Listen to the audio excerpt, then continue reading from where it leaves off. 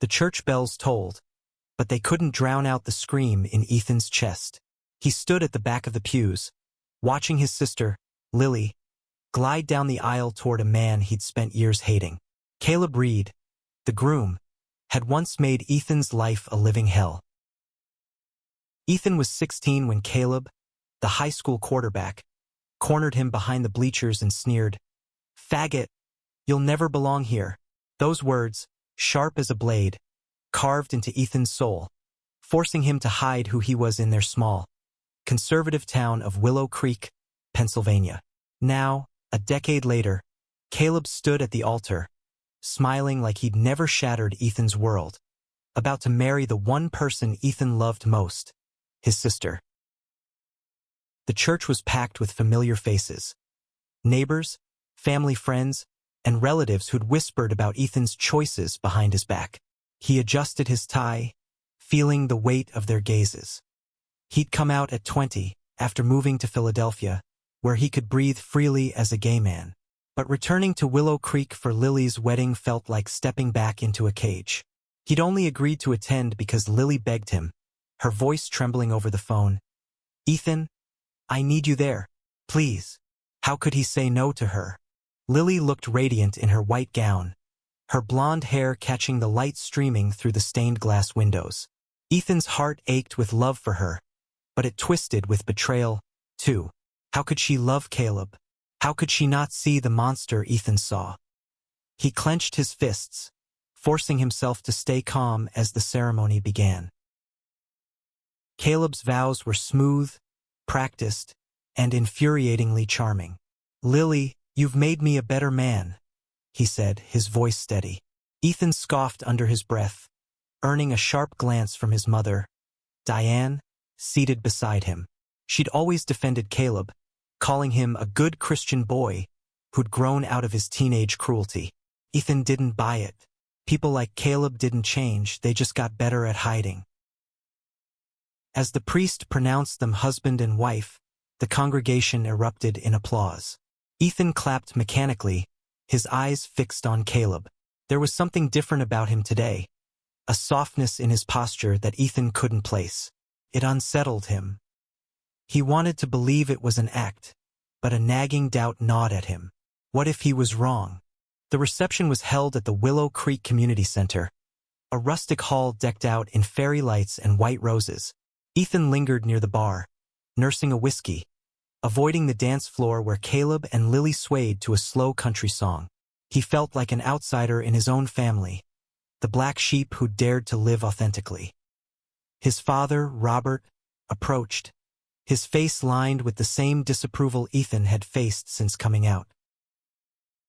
"You could at least smile," Robert said gruffly. "This is your sister's day." "I'm here, aren't I?" Ethan replied, his voice tight. "That's more than enough." Robert shook his head and walked away, leaving Ethan to stew in his resentment. He scanned the room, his eyes landing on a man standing alone near the dessert table. Tall, broad-shouldered, with dark hair and a quiet intensity, the stranger seemed out of place among the cheerful guests. Their eyes met, and the man offered a small, knowing smile, as if he understood Ethan's discomfort. Ethan's pulse quickened, but he looked away, chastising himself. This wasn't the place to notice anyone. As the night wore on, Ethan overheard snippets of conversation. Praise for Caleb's success as a local contractor, admiration for his devotion to Lily. It made Ethan's stomach churn. He slipped outside for air, the cool September evening soothing his frayed nerves. The stars were bright above Willow Creek, a reminder of the nights he and Lily used to lie in the backyard, dreaming of futures far from this town. "Mind if I join you?" a voice asked. Ethan turned to see the man from the dessert table, holding 2 glasses of wine.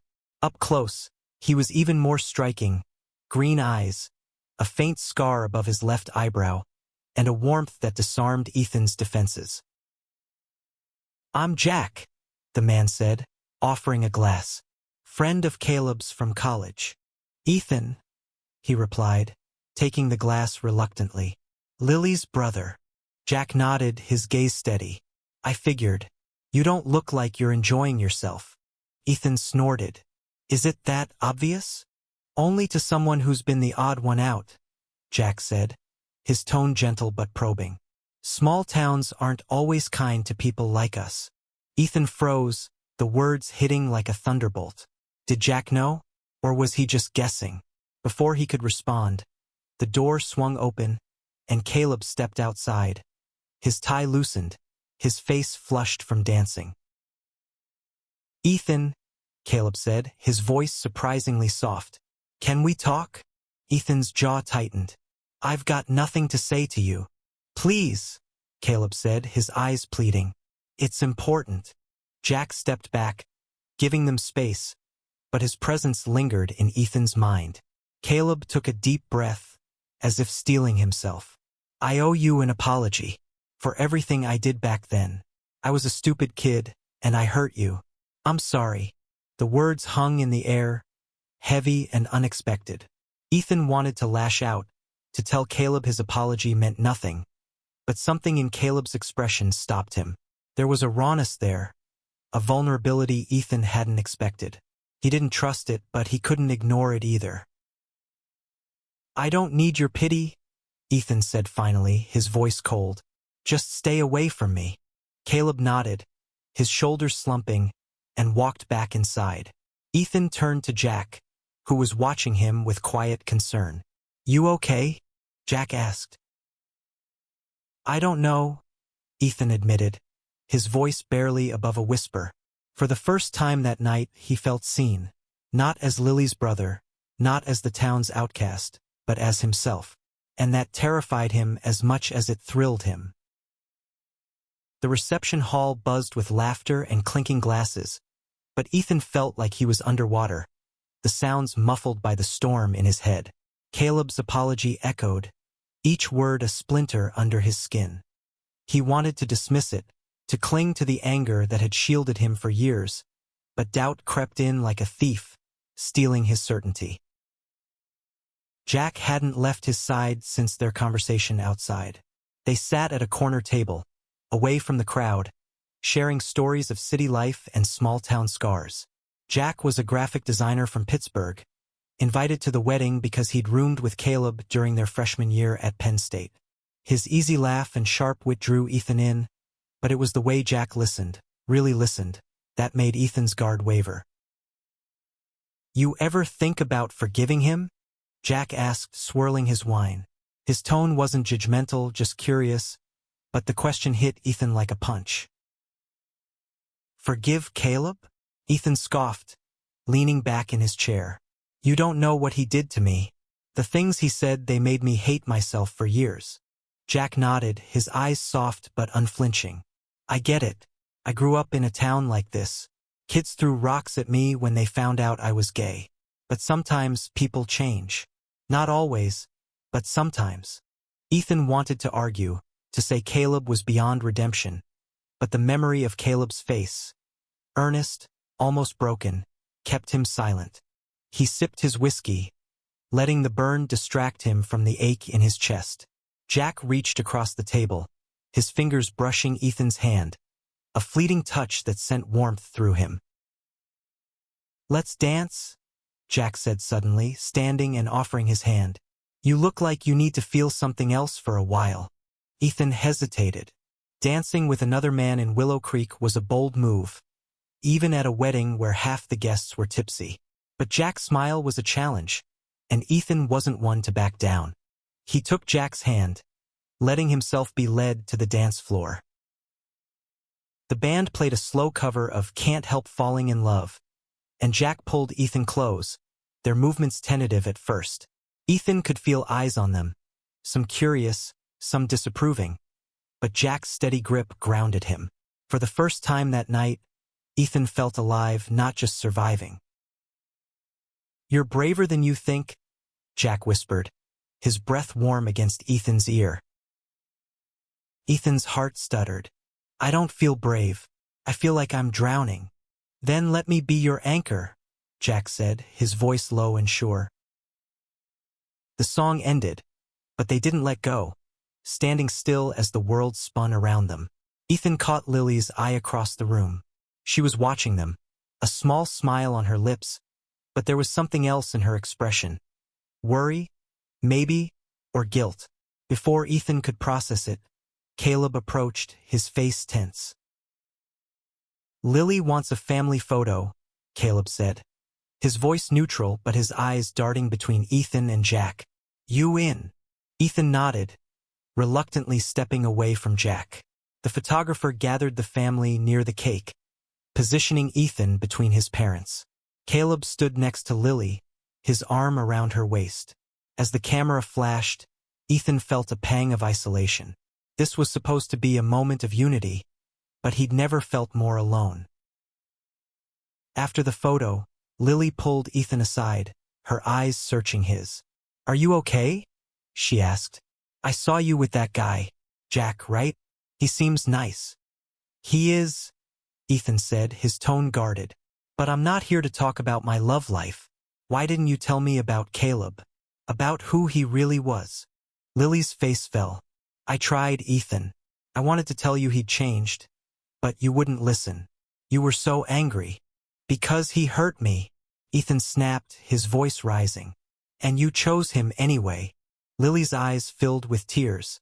"I love him, Ethan. He's not the same person he was. He spent years trying to make up for what he did." "Words don't erase pain," Ethan said, turning away. He felt her hand on his arm, but he shook it off, walking back to Jack, who was waiting by the bar. "You okay?" Jack asked, his voice a lifeline. "No," Ethan admitted, "but I'm glad you're here." The night wore on, and Ethan found himself opening up to Jack in ways he hadn't expected. They talked about their dreams, their fears, the weight of growing up different in places that demanded conformity.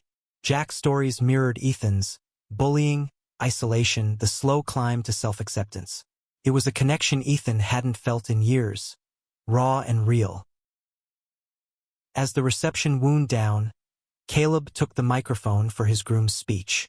Ethan braced himself, expecting a generic toast. But Caleb's voice trembled as he began, his eyes scanning the room until they landed on Ethan. "I need to say something," Caleb said, gripping the microphone. 10 years ago, I was a coward. I hurt someone I should have protected. Ethan, I was cruel to you, and I've carried that shame every day since. I don't expect forgiveness, but I need you to know I'm not that person anymore. Lily showed me what it means to love without judgment, and I'm trying to live up to that." The room fell silent, all eyes on Ethan. His throat tightened, his anger warring with something softer, something he wasn't ready to name. Jack's hand found his under the table, a quiet reminder that he wasn't alone. Ethan's heart pounded as Caleb's words hung in the air, a confession that felt like both a wound and a bandage. The reception hall was a frozen tableau, guests holding their breath, waiting for Ethan's reaction. He wanted to run, to escape the weight of Caleb's apology and the eyes boring into him, but Jack's hand, warm and steady, kept him grounded. "I need some air," Ethan muttered, pulling away from Jack and weaving through the crowd. He pushed open the door to the patio, the cool night air hitting his face like a slap. The stars above Willow Creek were relentless in their clarity, mocking his confusion. He leaned against the railing, his breath ragged, trying to sort through the tangle of emotions Caleb's speech had unleashed. Jack followed, his footsteps soft but deliberate. "That was intense," he said, stopping a few feet away, giving Ethan space. "You don't have to decide how you feel right now, you know?" Ethan laughed bitterly. "I've spent 10 years hating him, Jack. And now he's sorry? What am I supposed to do with that?" Jack stepped closer, his voice low. "You don't owe him anything, but maybe you owe yourself the chance to let go. Not for him, for you."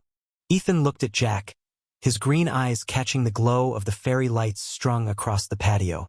There was no judgment there, only understanding, and it made Ethan's chest ache with something he hadn't felt in years. Hope. He wanted to say something, to bridge the gap between them. But the door swung open again, and Lily appeared, her wedding dress shimmering in the dim light. "Ethan, please," she said, her voice thick with emotion. "Can we talk?" He nodded, though every instinct screamed to walk away. Jack gave him an encouraging nod and stepped back inside, leaving Ethan and Lily alone. She wrapped her arms around herself, as if bracing for a storm. "I'm sorry I didn't tell you everything," Lily began. "When I met Caleb again years after high school, he was different.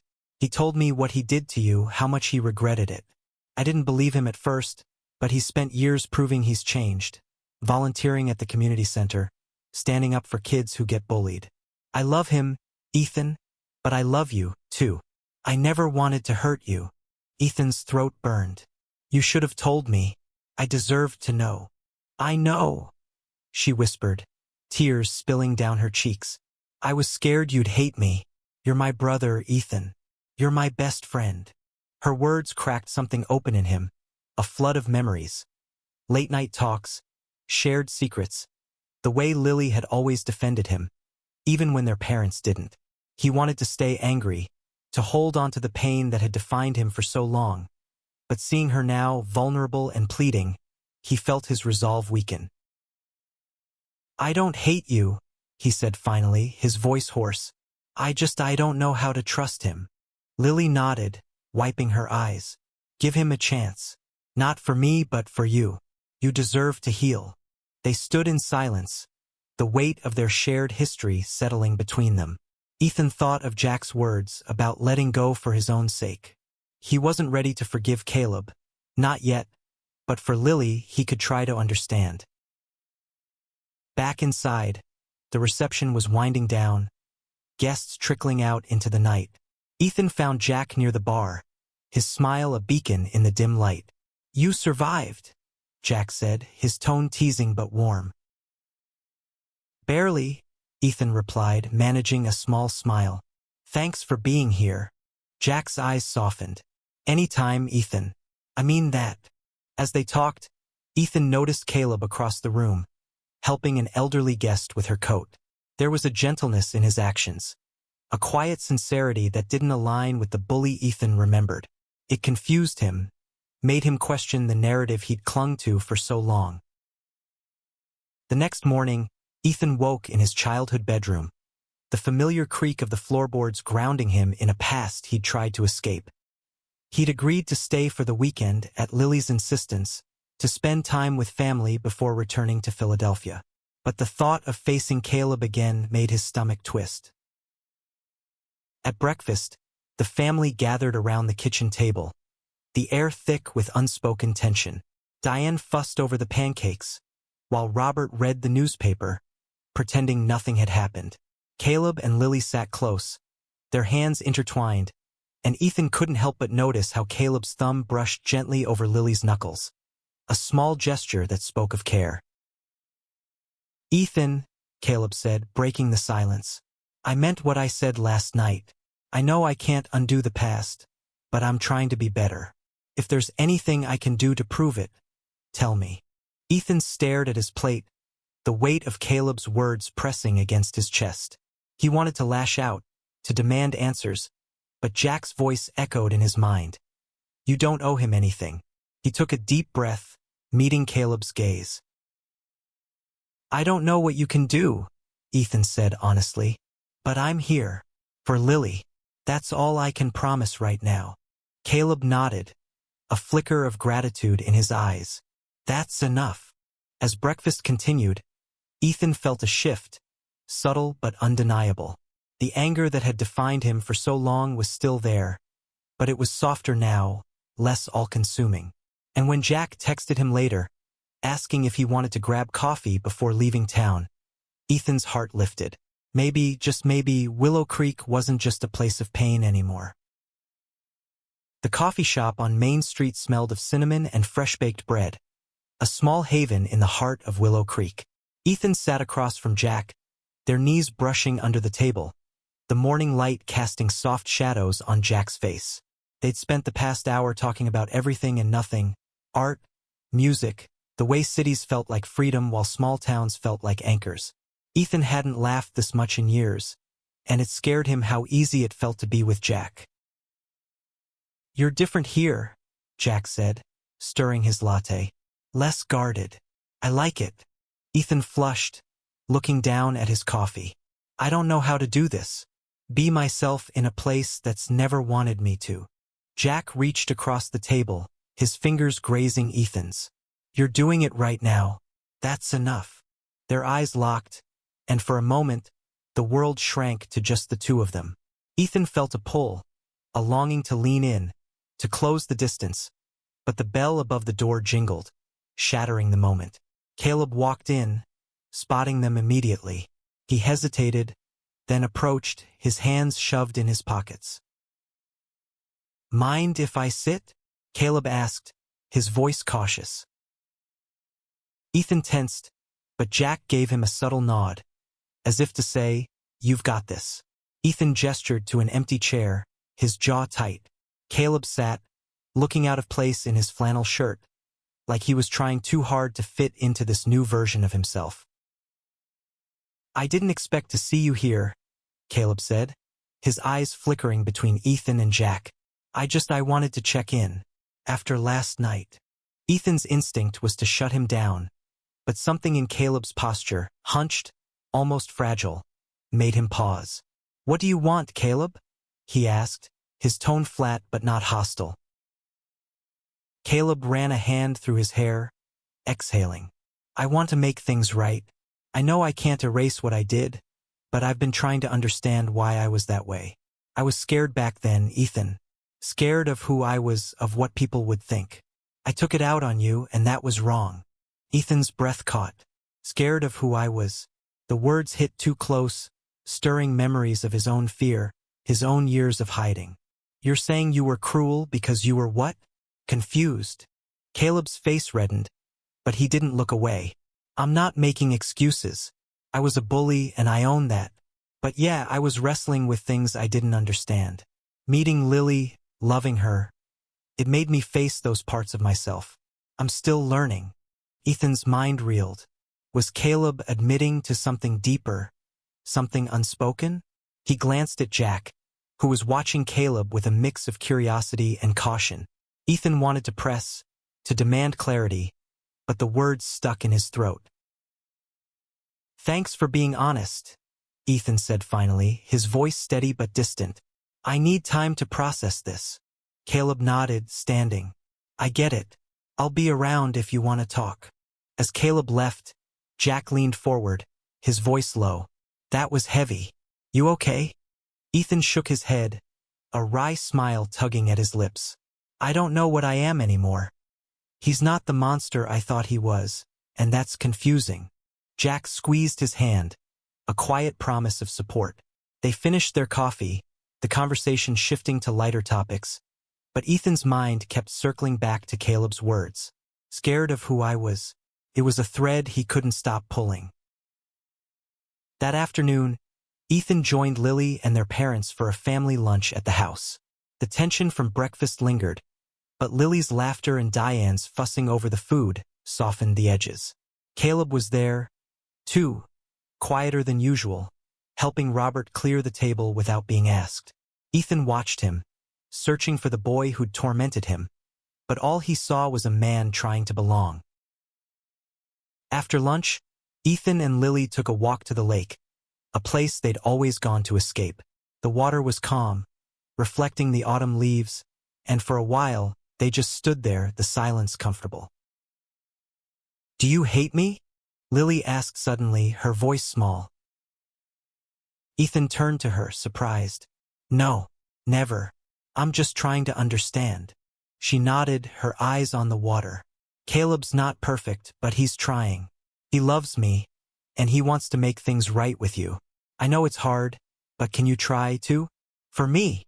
Ethan sighed, the weight of her request settling over him. I'll try, but it's not easy, Lily. I know, she said, looping her arm through his. But you're the strongest person I know. They walked back to the house, and Ethan felt a flicker of peace, fragile but real. That evening, he met Jack at the lake again, the same spot where they'd stood earlier. The sunset painted the sky in hues of orange and pink, and Jack's presence felt like a promise of something new.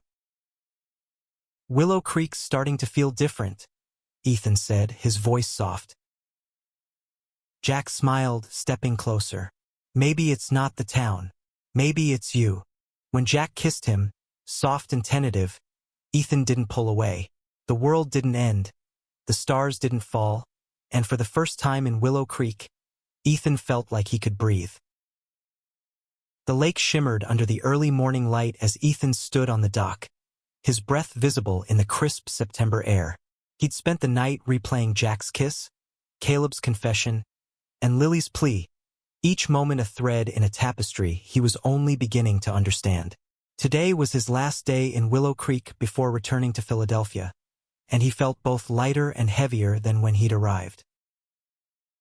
Jack met him at the dock, his scarf loose around his neck, his smile as warm as the rising sun. "Couldn't sleep either?"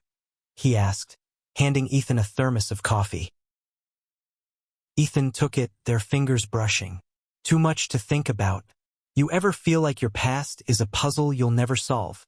"All the time," Jack said, sitting on the edge of the dock, his legs dangling over the water. "But sometimes, the pieces start to fit when you stop forcing them." Ethan sat beside him, the wood creaking under their weight. He wanted to stay in this moment, where Jack's presence made everything simpler, but Caleb's shadow loomed. Ethan had avoided him since the coffee shop, but he knew he couldn't leave town without confronting the truth.